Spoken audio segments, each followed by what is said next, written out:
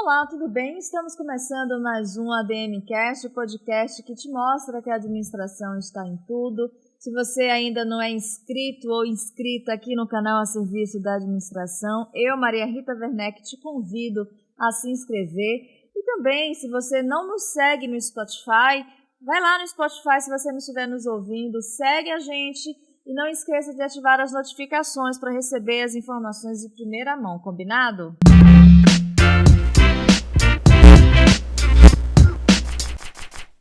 Bom, gente, hoje vamos receber aqui no ADMcast uma das vozes mais influentes quando o assunto é narrativa.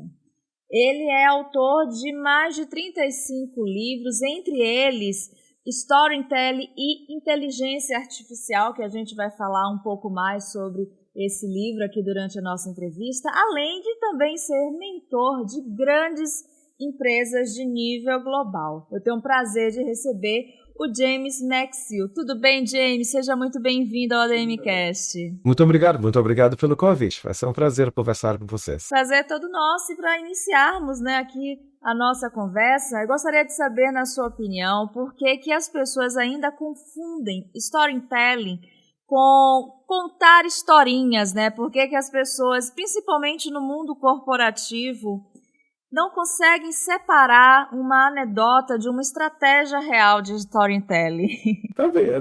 Na verdade, uma anedota pode ser uma estratégia de storytelling, né? Isso não há problema nenhum. Não, mas o que acontece é o seguinte, é que storytelling, logicamente, é uma palavra que vem da língua inglesa. Em inglês, story é história e telling é a contação. Então, na verdade, em inglês, a diferença entre storytelling e storytelling os dois conceitos vivem de mãos dadas, não há problema nenhum. Já em língua portuguesa, surge uma diferença, porque é só o primeiro conceito que passou para a língua portuguesa, que é o conceito de storytelling, que é uma arte e uma ciência de usar o poder e a estrutura subjacente às histórias para atingir um objetivo pré-determinado. Então, este é o conceito que a gente usa como storytelling em língua portuguesa. Isso vale, na verdade, não só para empresas. Isso pode ser, por exemplo, para um autor que vai escrever um romance cujo objetivo é ter um bom número de leitores que irão se emocionar com aquela história ou irão se revoltar com aquela história. Ou seja, não precisa ser só o corporativo. Depois, em português, nós temos o outro storytelling, que é a contação de história, que são as técnicas que nós usamos para contar as histórias. Então, por exemplo, nesse momento eu estou em Portugal. Aqui em Portugal nós temos, por exemplo, a Nuvem Vitória, que é uma instituição de caridades de uma jornalista, da Fernanda Freitas. E a Fernanda, ela leva mais de 1.500 voluntários, por exemplo, aos hospitais para contar histórias para crianças que estão doentes. Então, ou seja, a técnica de contar histórias para uma criança que está doente é técnica de contação de história. Tá? Se fosse em inglês, seria Storytelling Techniques.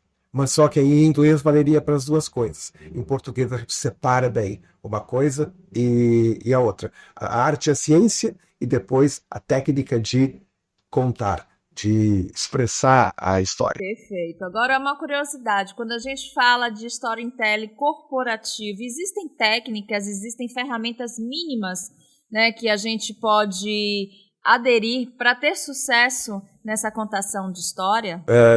Agora tu fizeste uma pergunta sobre o segundo significado de storytelling, que seria, digamos assim, treinar um CEO para fazer uma palestra no evento de Páscoa. Então, claro que existe. Na verdade, uma das coisas que acontece nas corporações é que muitas vezes o media training, que é o treinamento para lidar com a mídia, é confundido com o contar histórias. Outras vezes, também as técnicas de dar uma palestra são confundidas com contar histórias. Outras vezes, as técnicas que a gente está conversando aqui, digamos, numa entrevista, também são confundidas com storytelling, ou com contação de histórias. Tá? Então, o que acontece? O que nós temos que lembrar dentro de uma corporação, só vamos treinar alguém para contar a história, não para elaborar a história. A história já está elaborada, a pessoa só tem que contar. Numa corporação, ela precisa ter o conhecimento de como enfatizar cada elemento da história. Porque, logicamente, quando a gente escreve, os elementos estão ali, depois a gente pode passar para o lado mais técnico e conversar sobre isso, mas os elementos estão ali. Se a pessoa não souber quais são os elementos, ela não vai saber, por exemplo, o que enfatizar. E as histórias numa corporação, elas têm exatamente a mesma função de uma fotografia, por exemplo, ou de um pequeno filminho. Então, de uma fotografia, assim, em vez de eu ilustrar uma fotografia, eu posso ilustrar com uma história. Então, se nesse momento eu dissesse para ti, olha, eu vou te contar uma história do que aconteceu a primeira vez que eu entrei numa empresa para ajudá-los a usar storytelling. Então, agora eu te conto essa historinha. Essa historinha, ela serve como um slide, um recorte de um momento. Então, as histórias das corporações, elas servem, sobretudo, para ilustrar aquilo que nós estamos a dizer, aquilo que nós temos de passar para a nossa audiência.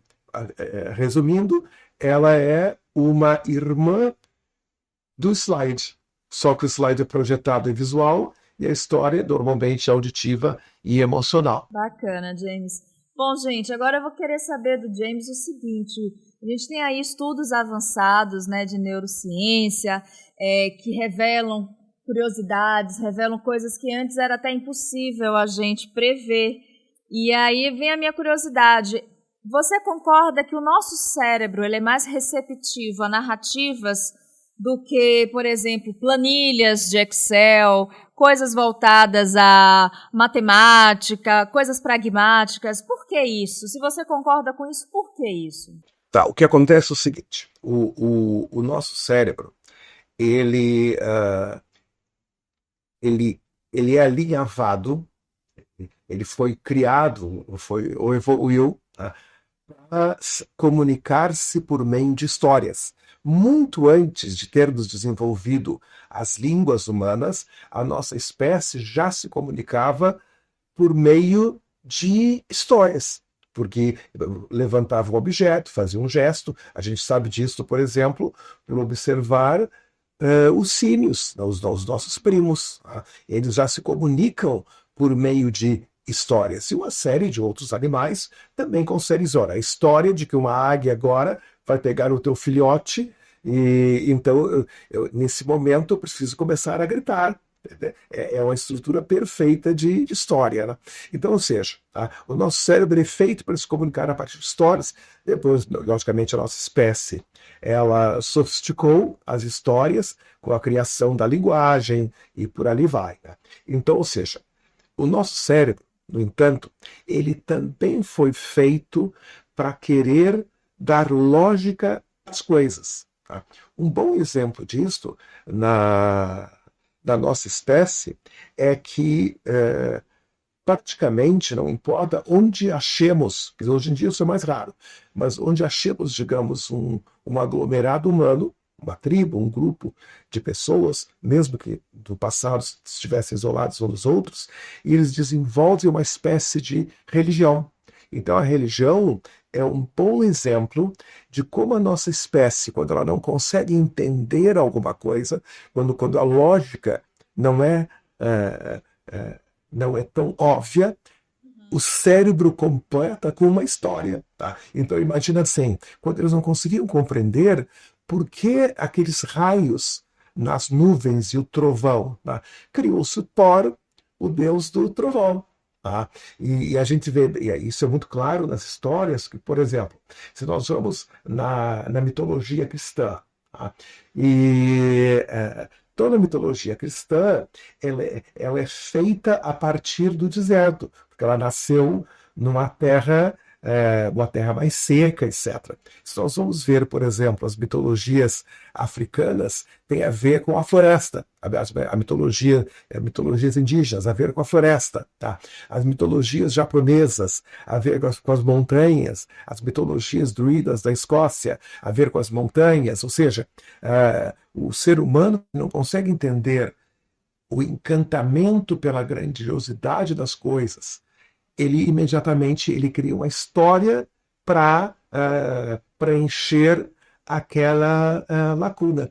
Então, consequentemente, essa lacuna, com o passar do tempo, e a ciência, e o ser humano, logicamente, foi evoluindo, a gente começa a se dar conta daquilo, digamos, que é meramente uma história e daquilo que é técnico. Então, na verdade, em absoluto, eu sou contra, por exemplo, uma pessoa passar um relatório, uma planilha de Excel, hoje usar a inteligência artificial para explicar alguma coisa em 45 palavras. Não há problema nenhum. Mas nós temos de lembrar que as histórias, elas vão ilustrar aquilo que nós vamos mostrar em lógica. 1 mais 1 é 2. Mas quem é o 1? Quem é o outro 1? Para resultar nesses dois? Será que são duas metades, digamos, da mesma maçã? Então, uma metade de maçã mais uma outra metade de maçã dá uma maçã inteira. Mas, digamos, com uma metade de maçã e uma metade de laranja, já dá uma salada de frutas. Né? Dá dois ali que já não é dois pedaços da mesma coisa, um tem um sabor, o outro tem outro. Ou seja, a história, ela exemplifica, ela clarifica, a história nos ajuda a compreender o mundo. A nossa espécie não é que tenha dificuldade, para a nossa espécie é quase impossível, quase não, tá? Na verdade aqui, para a nossa espécie é impossível compreender o mundo que não seja pelo viés de uma história. Do contrário, não haveria religiões, não haveria ideologias políticas, não haveria nada. Tá? Talvez nem teríamos como nos apaixonar por uma outra pessoa, porque, na verdade, tudo são histórias. Agora, nós precisamos, às vezes, ordenar as coisas logicamente. Tá? O que eu percebo nas corporações é que, às vezes, despejam numa reunião, numa sala, os dados. Tá? Então, vai lá, estão os relatórios, está aí. Tá? E termina a reunião. Então, basicamente, o que nós estamos a dizer é, a partir desses dados, cada um cria a história que bem entender. Tá? Então, por exemplo, assim, se nós dois viajássemos 3.000 anos no tempo e nós víssemos um eclipse lunar, tá? e não pudéssemos falar um com o outro sobre o eclipse lunar, de repente, na minha cabeça, seria uma história que uma águia gigante, digamos que uma águia fosse da minha realidade, uma águia gigante passa frente ao sol e escurece. Tá? Aí, no teu caso, tu vives num lugar onde há muita pedra, então tu vais imaginar que uma pedra flutuou até o céu e tapou o sol. Tá? Ou seja, cada um vai acabar criando uma história. Então, o que é interessante de uma corporação, eu sempre digo que a corporação não existe. O que existe é um conjunto de histórias que façam que as pessoas tenham um propósito. E aquele propósito, atinge determinados objetivos, é o que chamamos de empresas ou uma corporação. É um corpo, tá, a dizer aí. Né? E então as histórias fazem isso. Ou seja, agora voltando à sala de reunião, se eu faço aquela reunião só com lógica e deixo para as pessoas interpretar, tu interpretas a pedra que subiu e eu interpreto a águia que voou. E aí eu não consigo entender por que no outro dia aqueles objetivos acabam por não ser executados ou atingidos exatamente da maneira que eu pensava. Claro que não, porque cada um tomou aqueles dados e criou uma história para interpretá-los à sua maneira. Então, digamos, uma empresa investe, digamos, em aprender minimamente, usar a palavra que tu usaste, como contar uma história, como montar uma história, como expressar-se por meio de histórias, aquela pessoa que deu os dados vai ilustrar com uma história. Digamos, se ela tem mas só tem 15 minutos de reunião, Kemi, se tu ainda assim tu queres que eu conte uma historinha, por que não?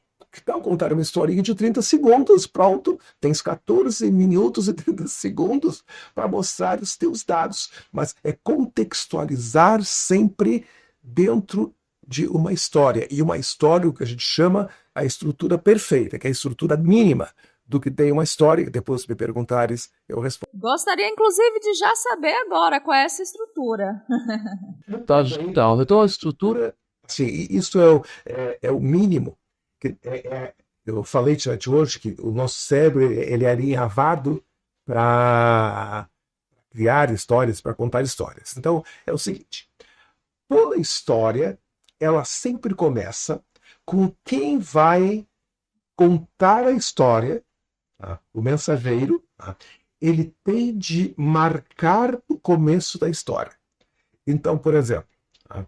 Eu aprendi português no extremo sul do Brasil. E as pessoas usam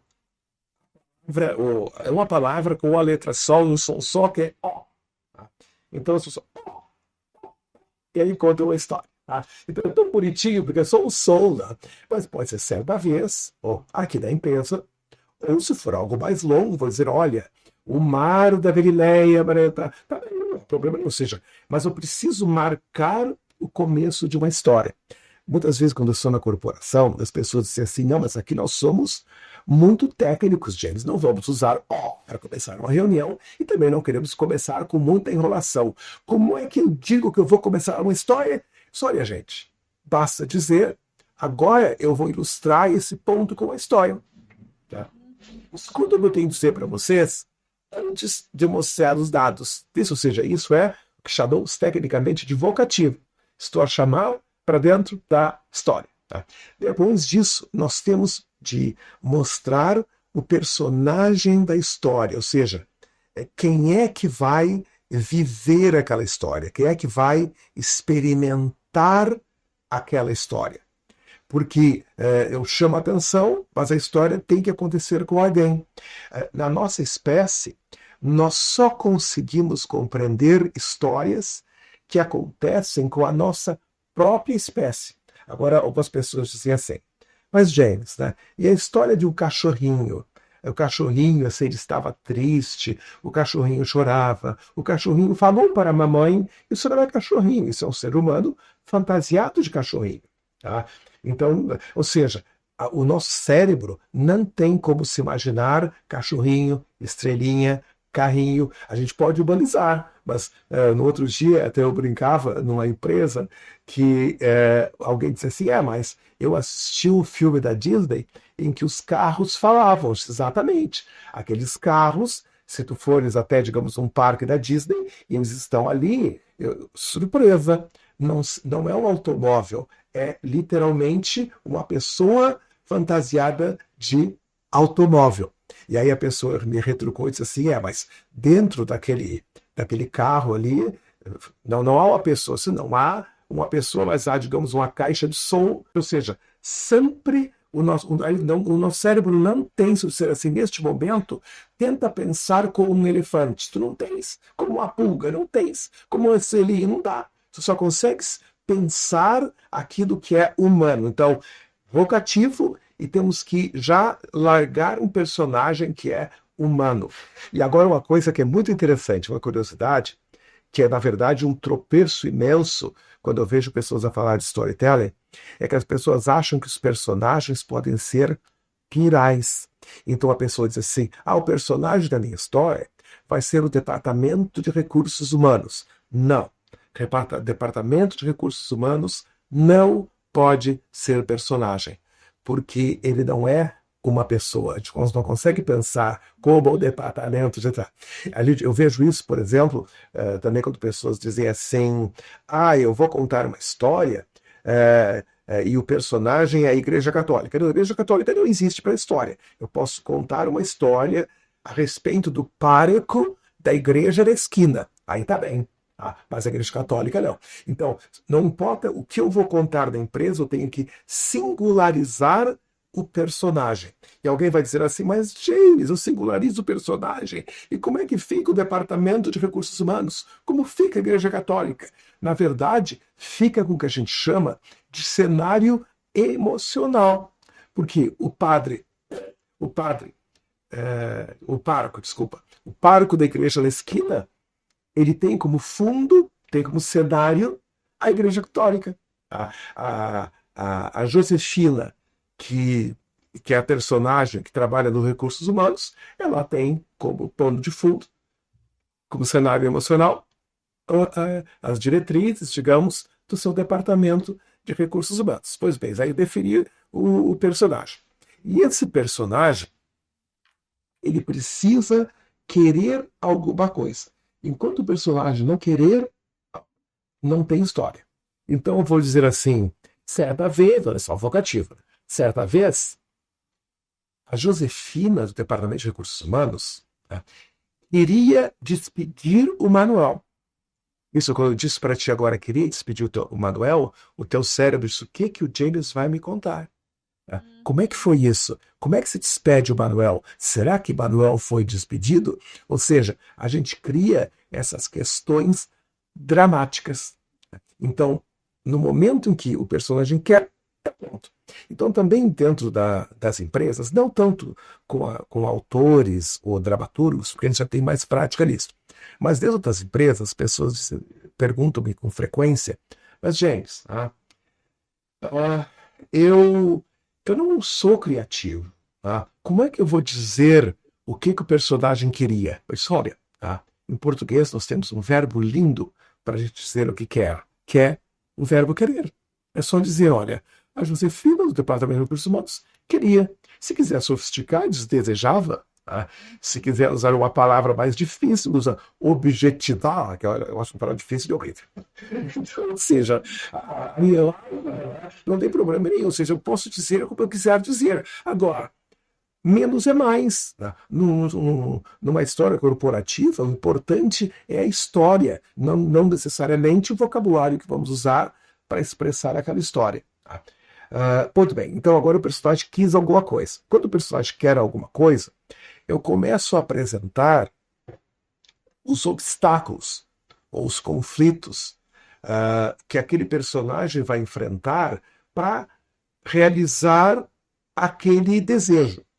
E esses obstáculos, eles têm que ser grandes o bastante para dar a impressão de que aquele obstáculo não vai ser resolvido facilmente, ou talvez nunca vai poder ser resolvido. Então eu vou dizer assim, olha, vou te contar uma história. A Josefina, lá do Departamento de Recursos Humanos, ela tem que despedir o Manuel porque ele, literalmente, não trabalha mais. E a razão disto é que ele está com um câncer de dedão do pé, e o câncer de dedão do pé, ele começou uma metástase do lado da perna. Mas ele já fez quimioterapia e o médico diz que ele está bom, só que ele diz que não está bom, que ele está com problema, então ele alega esse problema mental e a empresa agora não sabe mais o que fazer porque ele já não trabalha mais, está criando problemas no departamento, a doença está sob controle, talvez ele esteja com algum problema de uma doença mental, psicológica, etc, etc. Então, ou seja, uma empresa não pode simplesmente despedir alguém numa circunstância fossas, porque a empresa pode ser processada na justiça trabalhista. Então, agora, ou seja, os recursos humanos, eles observam que eu criei um obstáculo que não é facilmente resolvido. Porque, olha, vamos ter que despedir o Manuel porque o cargo dele não é mais necessário na empresa. Não há problema nenhum, por exemplo. Se for Brasil, Portugal e outros países, há um fundo que o governo já faz, tem que pagar, logicamente, sou totalmente a favor de pagar para o Manuel, e vai embora.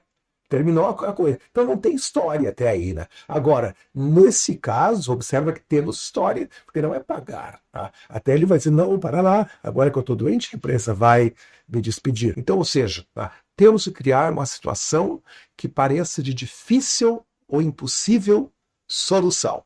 E o objetivo seria a adesão a essa história das pessoas, a compreensão? Qual o principal objetivo do storytelling corporativo? A história, ela vai criar a base para que eu possa passar para que eu possa passar as informações. Tá? Então, por exemplo, se eu tiver do caso da história do Manuel, se na minha empresa os empregados dizem assim, eu trabalhei lá por 3 meses, eu vou sair porque essa empresa não tem coração.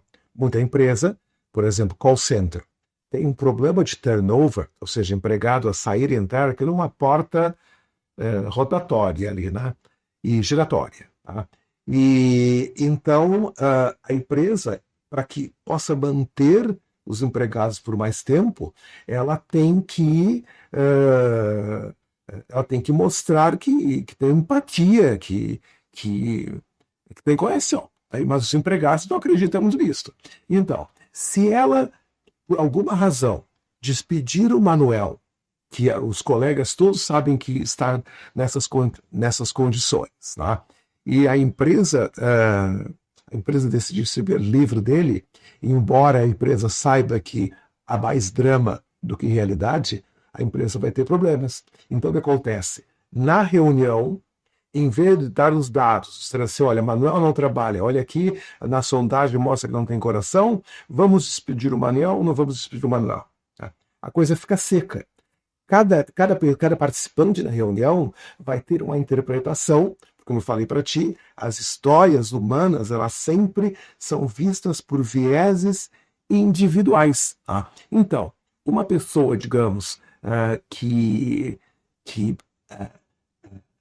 ali na mesa diretora, seja uma cristã praticante, ela vai ter o viés de que se o Manuel está doente, talvez ele precise de ter um outro tipo de conselho, se ele está a mentir agora, talvez precise de outro tipo de conselho.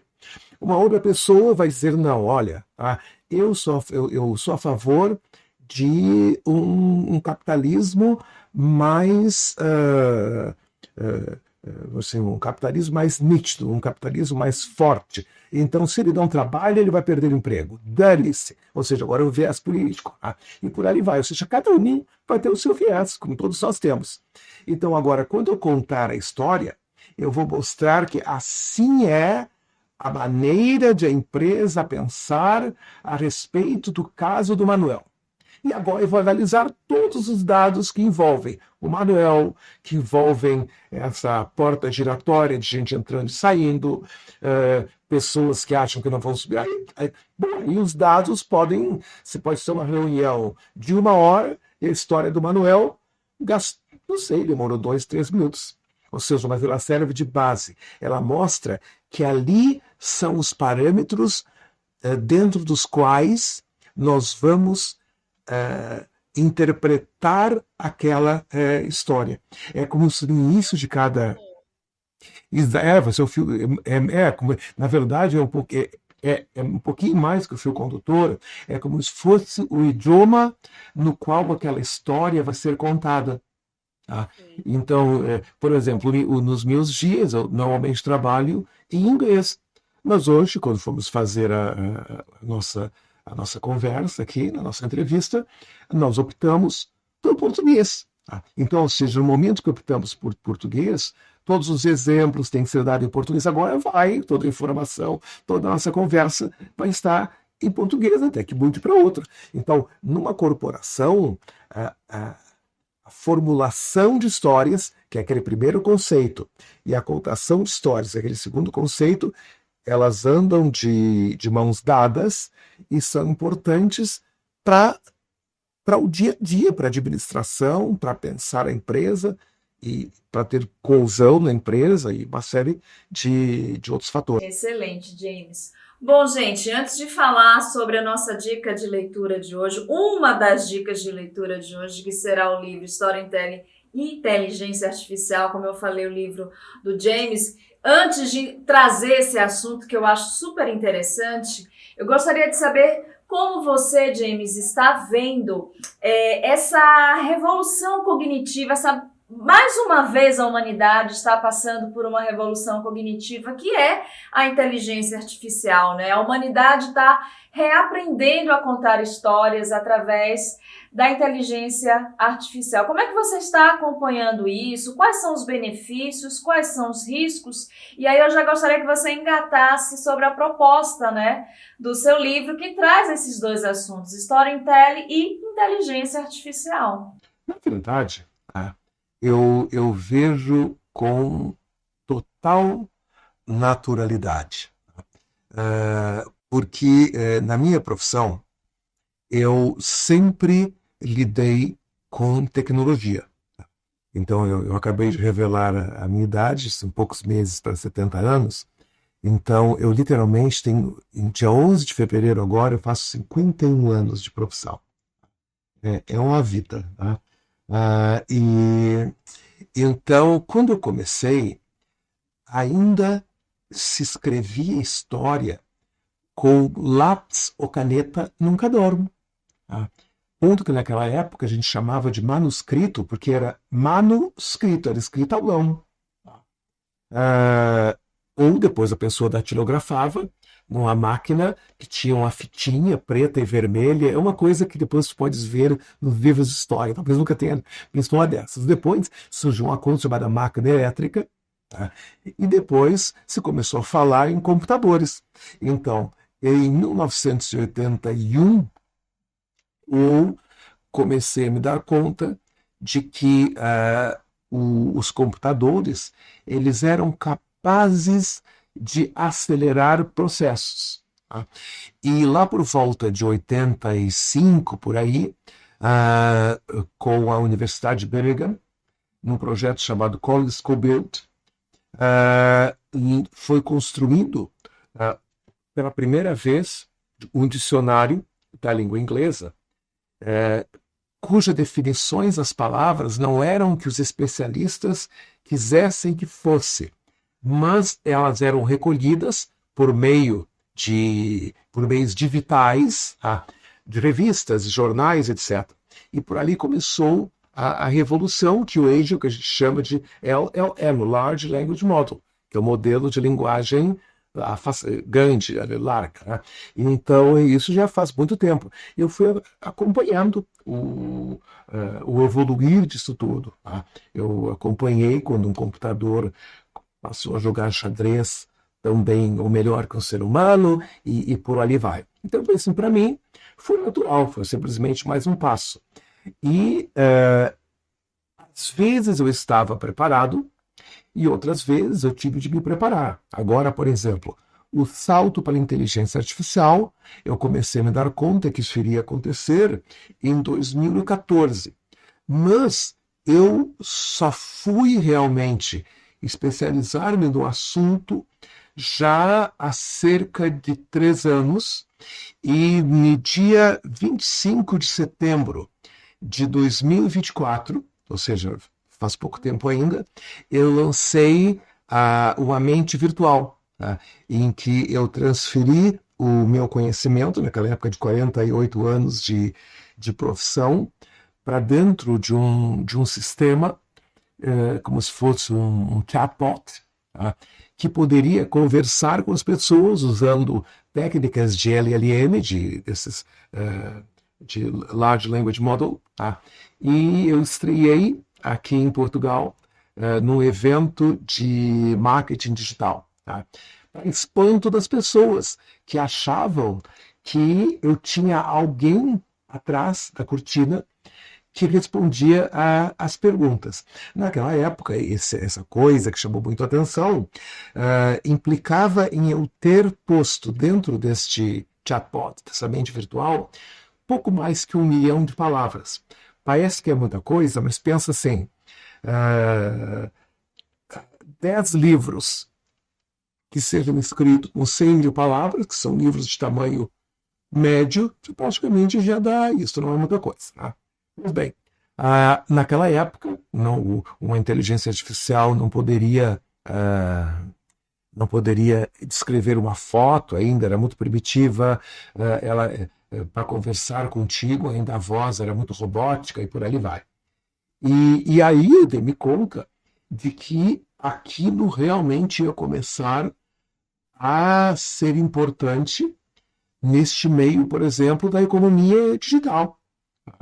Eu disse, olha, essas pessoas que trabalham com marketing digital, quem trabalha com copy, por exemplo, né? Isso tudo só vai começar, é o início do fim para quem não se especializar. Né? Então, imediatamente, mesmo que eu não trabalhava na época com copy, etc., não trabalho, né, nesta área, se eu preciso especializar-me para ajudar as pessoas, imediatamente, apesar da minha idade, eu vou fazer uma pós-graduação.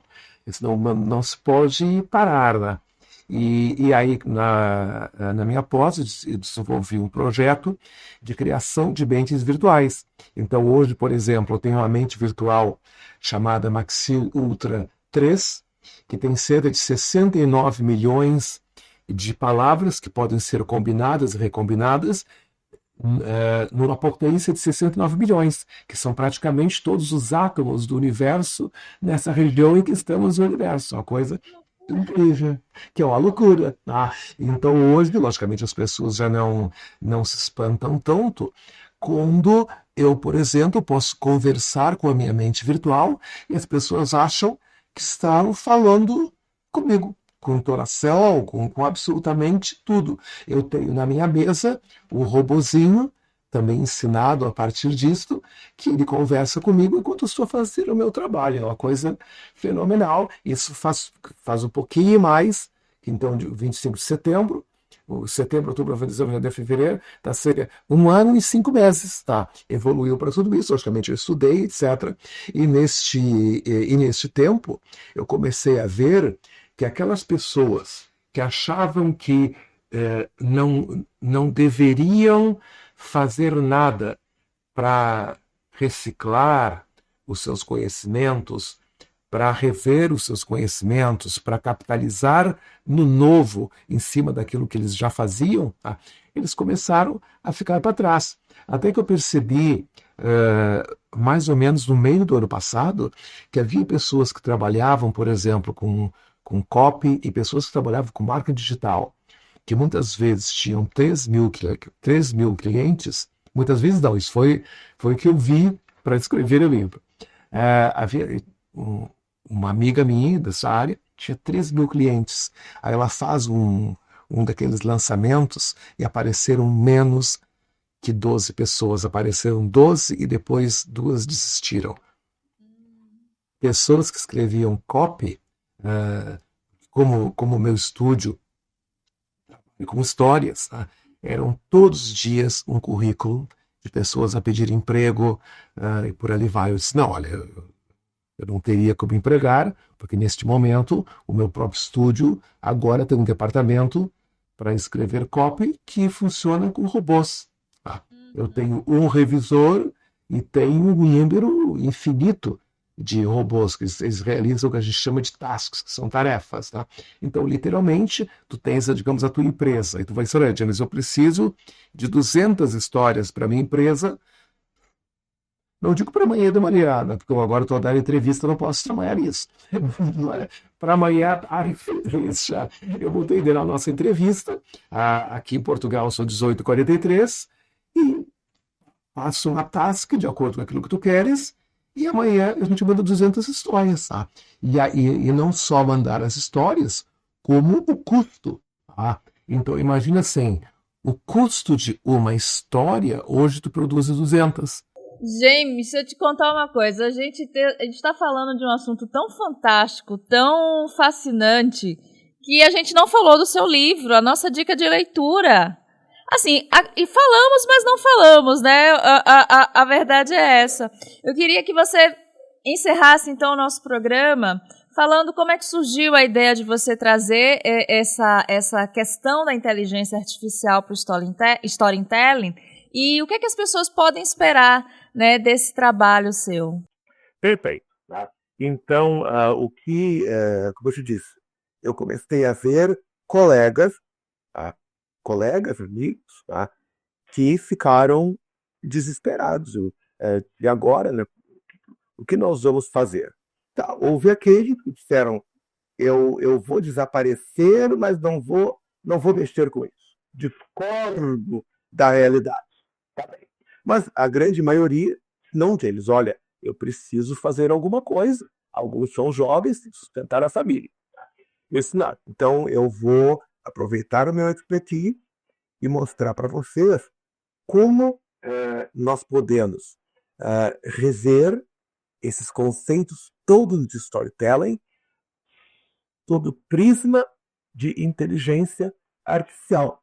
Então, aí eu escrevi esse livro, que está bom, Storytelling e Inteligência Artificial, que eu disse, olha, como reinventar o marketing digital, ou até mesmo o marketing, que tenha verdade, emoção e propósito. Ou seja, eu posso usar uma ferramenta, porque eu uso essa palavra ferramenta com muito cuidado quando eu falo de inteligência artificial, porque é uma ferramenta muito poderosa. Digamos, é uma faca que entende que vai cortar um pão, que fala sobre um pão, que tem até opinião atualmente sobre o sol. Né? Mas tem direito a uma espécie de ferramenta. Né? Então, como usar essa ferramenta com verdade. Então, eu falo muito de ética, porque agora, por exemplo, essa ferramenta, e é notícia no mundo inteiro nas últimas semanas, quando o Grok lançou gratuitamente para a pessoa fazer vídeos de 6 segundos ou mudar a fotografia gratuitamente, as pessoas começaram a pegar fotos, muitas vezes das irmãs, das amigas, das namoradas, e pô-las de biquíni. Tá? Não nu, não dá para fazer, mas pô-las de biquíni. Tá? E, pessoalmente, eu acho que uma pessoa de biquíni está ótima, mas as pessoas ficam chateadas quando não querem ter vistas de biquíni com toda a agility. Então, ou seja, se nós soubermos como usar essa ferramenta, nós vamos gastar menos tempo criando a nossa amiga de biquíni para pôr na internet e vamos gastar tempo criando alguma coisa que mostre que, digamos assim, se eu estou com uma dor no olho, como eu posso fazer para diminuir a dor do olho até o momento de falar com o médico? Ou seja, a ferramenta é a mesma, mas o propósito, o resultado final é outro. A outra também é quando eu escrevi o livro, eu pensei em termos de emoção. Hoje, e quando eu digo hoje é porque até 2, 3 meses, a emoção humana era uma coisa que muitas vezes a gente sentia, mas não tinha muito controle a respeito, não precisava explicar muito.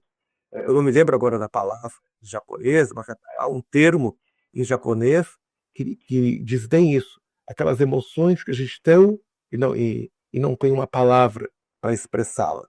Mas agora, com a inteligência artificial cada dia mais poderosa, se nós não explicarmos, ou seja, se nós não ganharmos o controle, a inteligência artificial vai preencher aquela lacuna. E aí nós vamos ficar para trás. Então, ou seja, nós precisamos agora entender um pouco mais das nossas emoções e das emoções dos nossos clientes. Tá? Porque, do contrário, nós não vamos conseguir vender. E a outra coisa é em termos de propósito. Porque o único propósito da inteligência artificial é realizar um comando, é agradar. Tá? E os propósitos humanos são bem mais complexos. Então, por exemplo, agora eu estou a dar essa entrevista, tá? E o propósito é ampliar a minha voz e falar com pessoas de São Paulo ou do Brasil, pessoas que falam português, para desmistificar um pouco a inteligência artificial. Para dizer, olha, vamos no reinventário, eu estou aqui disposto a ajudar empresas, pessoas a se reinventarem. Não é tão complicado, isso já aconteceu antes, etc. Ou seja, eu tenho um propósito que tem a ver com a minha história de vida. Como eu te disse, há 50 anos o manuscrito era escrito à mão, e hoje eu tenho uma mente artificial, robôs que me acompanham no meu dia de trabalho. Então, ou seja, o propósito humano, ele sempre tem um histórico. Não é nem uma história, é um histórico de conjunto de histórias. E um conjunto muito grande de histórias que te levam a querer alguma coisa. Ou seja, aquele personagem que quer realizar alguma coisa. Para, digamos assim, acender uma história. E a inteligência artificial, ela não tem histórico. Tá? Ela só tem comando. E esse comando pode ser absolutamente maravilhoso, como, por exemplo, dando essa parte de mente virtual, agora com 69 milhões de palavras, elevado a potência de 69 milhões, é uma coisa maravilhosa, acredito que é mais exata da área do universo. Mas, ao mesmo tempo, ele só é capaz de executar comando. Ele só quer agradar, ele só quer resolver. Agora, James, eu tenho uma pergunta que eu não posso deixar de fazer. Sobre como o Storytelling pode ser usado como ferramenta de venda, né, para uma empresa. Como é que você traz esse assunto para a gente sob essa perspectiva? Storytelling, na verdade, desde que o ser humano é a única ferramenta que a gente pode usar para vender. Porque a história, ela cria uma imagem, como eu te falei hoje, feito uma foto, feito um slide. Então, a história, ela cria o cenário emocional onde vai acontecer tudo. Verdade é que nós não vendemos um produto, nós vendemos uma história do que pode ser feito com aquele produto. Na verdade, nós não vendemos um serviço, nós vendemos uma promessa do que quem contratar o serviço será capaz de fazer e recriar essa história. Nós não vendemos uma ideia, nós vendemos uma história para que, se a pessoa comprar aquela ideia, ela vai ser capaz de transformar a sua vida, supostamente, para melhor. Então, tudo começa com história. Não há como vender sem história. Bom, gente, agora a gente vai falar sobre um assunto que eu acho que faz muito sentido a gente trazer aqui para o nosso programa, já que a gente está falando de storytelling, vendas, que é a relação do cuidado, né? Que o profissional que trabalha com marketing, o administrador que trabalha com marketing, tem que ter na hora dele usar as estratégias de storytelling sem ferir questões éticas, né? Sem ferir código do consumidor. Quais são as principais dicas, James, você dá para o profissional ter sucesso com storytelling direcionado às vendas, né? Mas ele sendo ético? Pois, o que acontece, por exemplo, eu sei que existem seres humanos que têm o talento para não serem éticos. Eu não quero falar sobre isso, porque eu penso, eu sou muito positivo a respeito da humanidade. Eu acho que a maioria de nós, a grande maioria, é ético. Mas existem aqueles profissionais que eles não se dão conta de que não estão a ser éticos ou são preguiçosos. E porque são preguiçosos, eles decidem usar fórmulas, e essas fórmulas nem sempre são éticas. Tá? Então, o que normalmente eu aconselho é, vai lá e aprende. Aprende a fazer. Porque no momento que tu souberes como funcionam as histórias, tu percebe que tu podes usar uma história para criar, digamos, um cenário emocional no qual tu vais poder introduzir o teu produto, criar uma necessidade verdadeira de aquele produto ser usado para alguém transformar, sem quebrar a ética. Bom, eu quero muitíssimo agradecer a você, James, por esse bate-papo, por essa aula, né? A gente teve aqui Uma verdadeira aula sobre storytelling. Não à toa que eu disse que é uma das vozes mais influentes quando a gente fala sobre narrativas. Inclusive, para a gente encerrar, conta pra gente a sua história com a narrativa. Por que você se envolveu com essa área? De onde é que surgiu o interesse, né, pela narrativa? Para a gente encerrar com chave de ouro. Com 9 anos, eu ouvia falar muito em ditaduras, essas coisas todas, né? E eu escrevi uma peça de teatro que foi levada à cena na minha escola. Aí eu decidi fazer letras, eu queria aprender bem português.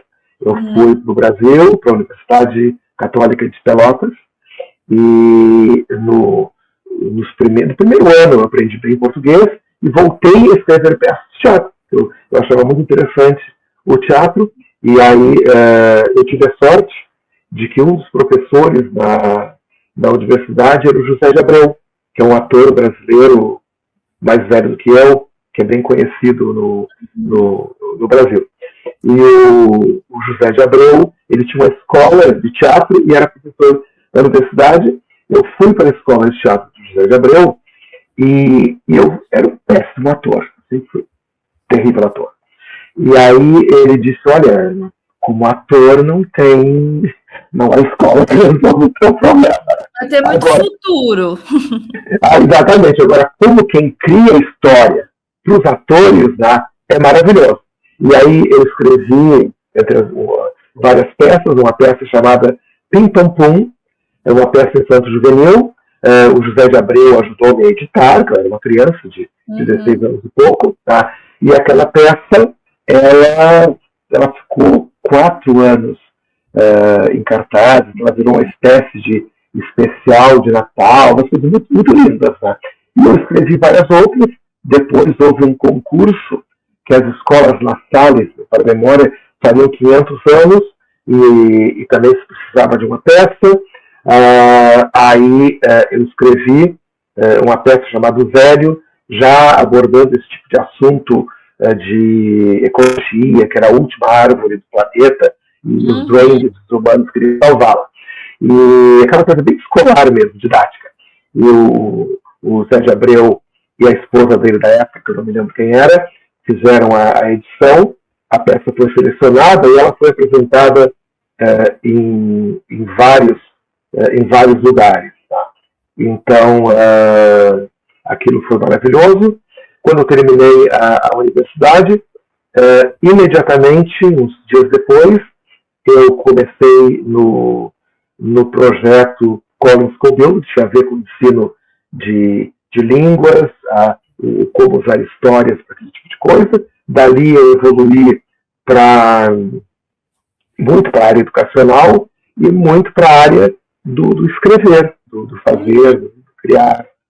E aí, quando foi na virada do ano 2000, eu deixei para trás essa área da educação, porque esta área das histórias começou a realmente subir. A consultoria de história, que se chamava na época, explodiu no mundo inteiro e principalmente explodiu nos países de fala portuguesa ou de fala espanhola. E essa tecnologia desenvolvida nos países de fala inglesa a partir da Segunda Guerra Mundial, e depois, lá pelo ano 95, começaram a surgir os e-mails, e a internet acelerou esse processo, e aí na virada do ano 2000, eu abri a minha empresa, chamava-se Maxim Limited, e eu comecei a lidar com consultoria de histórias, começaram a chegar os meus clientes, começaram a chegar, na época eu trabalhava com o mundo inteiro, um tempo depois, clientes brasileiros disseram, não, olha, tens de vir ao Brasil para falar sobre isso, porque ninguém fala sobre isso no Brasil. Aí eu vim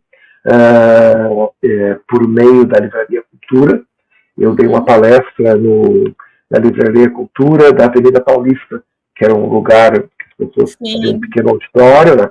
aquilo estava cheio, havia agentes literários, editores, etc. Né? Então eu saí dali, Deus sabe com quantos clientes, mas eu saí dali sobretudo com um convite de uma amiga minha chamada Márcia Luz, que está ativa até hoje.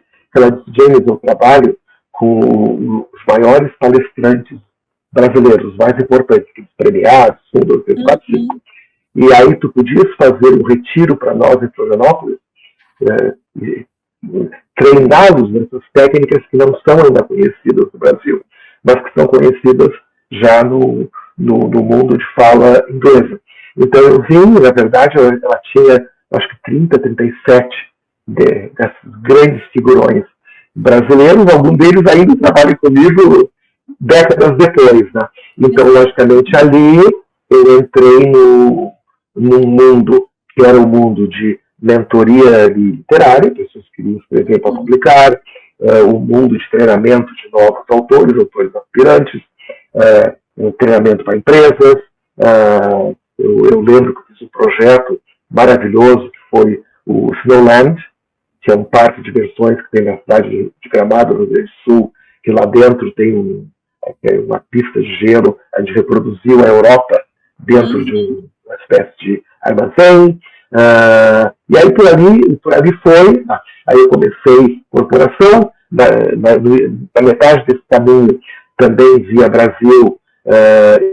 A minha agente no Brasil conhecia um agente em Portugal e passou para Portugal. Eu comecei a trabalhar imensamente em Portugal. Em Portugal eu fiz a revista Deck Protest, que é uma das mais importantes da Europa na área de consumidores, de escrever sobre produtos. Eu fiz em Portugal, por exemplo, a Delta Café, que eu acho que está em 6 ou 7 países. E aí, por ali vai, eu fiz empresas de telefones. No Brasil, eu fiz o Banco do Brasil, Bradesco, Fast, aí é infinito. Eu chegava a fazer muita coisa. Né? E aí chegou um ponto que um dia eu estava num evento em São Paulo. No fim do meu evento, veio um senhor e disse: olha, né, eu já tinha expandido para os Estados Unidos, através de um amigo meu, do Alfredo, eu expandi para o México, através de um outro conhecido meu, Gustavo, eu expandi para o Uruguai, por aí vai. Aí eu estava lá com essa gente toda, e esses senhores: mas tu expandiste para os Estados Unidos, para esses lugares todos, e o Japão? Como é que fica o Japão? Né? E aí eu não sabia nada do Japão. Eu sabia que existia lá do outro lado do mundo um lugar chamado Japão, mas o meu conhecimento do Japão era por ali, né? Isso que é o Japão. Tá? E aí eu fui ao Japão, eu já tinha 53 anos por aí, tá? E comecei a trabalhar com o Japão. Tá? E a partir do Japão, eu comecei a trabalhar com, digamos, sob os auspícios do Departamento de Negócios Estrangeiros do Reino Unido, que é o DIT. Com o DIT levou-me à China, tá? E aí a coisa foi. Então hoje nesses anos todos, aprendi um pouco de japonês, é uma coisa linda. Tá? E que é assim, hoje eu trabalho com o Japão normalmente. Outros mercados, como agora o mercado americano, está razoavelmente complicado para os europeus, mas ao mesmo tempo, agora já no início do ano, eu estou aqui em Portugal, volto para o Reino Unido e já volto para cá para ir para o Japão. Tá? E retorno rapidamente para os trabalhos na América Latina e na Europa, e já vou para a China. Tá? Então, ou seja, e na verdade eu tenho que ir para os Estados Unidos, mas ela não é o mesmo tamanho do mercado que era. Tá? Os mercados agora variam, ou seja, eu me reinventei. Então, que é uma coisa que eu faço todo dia. Não, estou maravilhada aqui. Acredito que muita gente que está nos assistindo também. É uma carreira, como você falou, de mais de 50 anos. É muito, muito bacana a gente ver uma história, né, se desenvolvendo a partir de talento, a partir de conhecimento, de estudo. Eu quero te desejar muito sucesso, né, você mundo afora com seus projetos, e te convidar para você voltar aqui no nosso canal numa outra oportunidade. E quem quiser continuar Por favor, quem quiser continuar te acompanhando depois do nosso programa, onde é que te encontra? Se vocês depois quiserem pôr na tela, eu tenho um website, que é o maxil.com, então é muito fácil, é o meu sobrenome.com, tá em inglês, a partir dali ligações para outros. A gente coloca assim no Exatamente. Perfeito, maravilha. Então a gente já está com todos os contatos do James. Você que gostou muito, tenho certeza que você adorou essa entrevista, assim como eu, vai seguir o James. Muito obrigada mais uma vez, James. Um prazer novamente falar contigo. E muito obrigada a você também que ficou conosco em mais um ADM Cast. Sempre um prazer receber você aqui no canal Serviços de Administração ou no Spotify ou vice-versa, né? Você pode estar nos assistindo ou nos ouvindo. Eu sou Maria Rita Werneck. Quero muitíssimo te agradecer novamente e te convidar para você se inscrever no canal, para você deixar seu like, seus comentários, seguir a gente no Spotify e não esqueça de ativar as notificações, tá bom? Um abraço, até o próximo ADM Cast. Tchau, tchau.